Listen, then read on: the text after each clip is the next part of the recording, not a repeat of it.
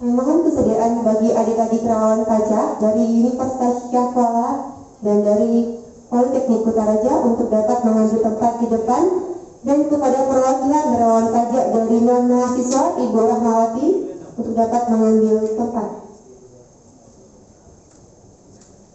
Baik, mungkin adik-adik yang sudah ditunjuk dari fakultas masing-masing. Dan kami mohon kesediaan bagi adik-adik relawan pajak yang berada di kursi masing-masing untuk dapat berdiri.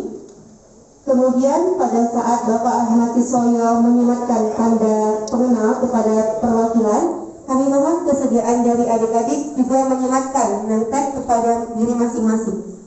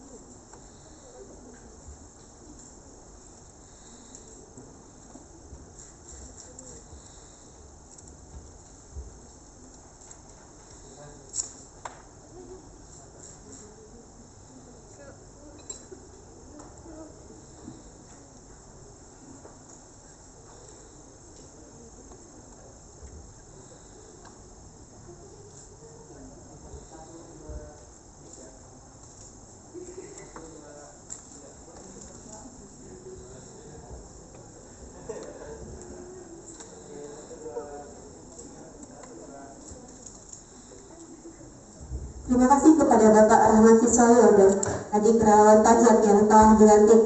Kami mohon kesediaannya untuk kembali ke tempat.